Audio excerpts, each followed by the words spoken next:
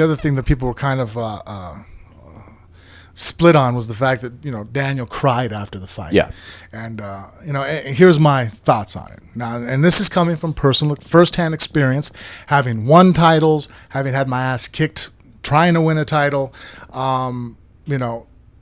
It's okay for men to show emotion and cry. Like I was saying earlier, you find out your little kid has some kind of issues, you can break down and cry. You find out, they call you up and your father passes away. It's okay to cry. There are times that, extreme happiness. You finally overcome. Like, I would have been okay with Jon crying, coming over all the things that he overcame to be back inside there and win the title. I think it would have looked okay if he shed a few tears, like, man, self-inflicted, but I've had to overcome. And he might have. He got a little emotional. And I don't think people are really drawing too much to that emotion of, okay. But here's the time where, and I think Travis and I were talking about this, that it is unacceptable to cry. And that is after someone kicks your ass. I'm sorry. We still live in a very masculine, where we should, thought of how a man should operate. And after one man kicks your ass on a schoolyard and you start bawling in front of everybody, it looks bad. Now, look, I've had my ass kicked. I remember after the Dos Santos fight, I had my ass kicked. I was going for a title. I thought that I could, regain and be a 3-time, heavyweight champ. Got derailed. I got fucking stomped. I didn't cry inside that cage. I waited until I got back to the locker room. Everybody wanted to check me out. Like, no, give me a second, guys. 1 second. Where are you going? I'm going to go cry.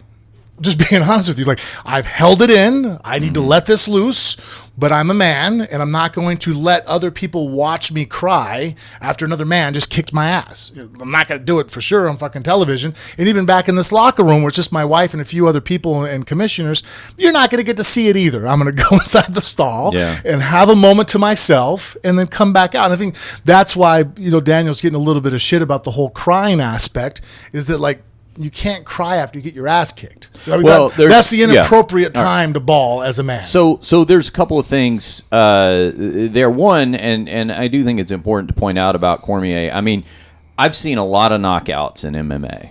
And in terms of the recovery of that one, in terms of the length of time that it took to get him to stand up and the way he looked afterward and all that, short of being carried out on a stretcher, which unfortunately we've seen on a rare occasion, that was one of the scariest, longest, most awkward recoveries I've ever seen. I mean, there was a shot, they didn't show this on the pay-per-view, but there was an overhead shot that just stayed on him the whole time. And minutes after, Jon's getting ready to do the post-fight interview, and he's still like wobbly and loopy and everything. So I don't know if I think his brain was probably still scrambled. I don't know if he was really all there. I'm not saying, we were talking before the show. Yeah, he's an emotional guy, so that was probably in there somewhere. And he cries anyways. We've seen it after the first loss. Yeah. When he was walking down the hallway, he embraced Cain Velasquez, put his head on his shoulder, started crying. But in terms of just, he may not have been in complete control of, everything going through his mind. But I don't know. I got punched by Dos Santos several times in the head, so. Yeah. I still managed to keep that thought going. Yeah, right. Don't bawl in front of everybody. No? Yeah.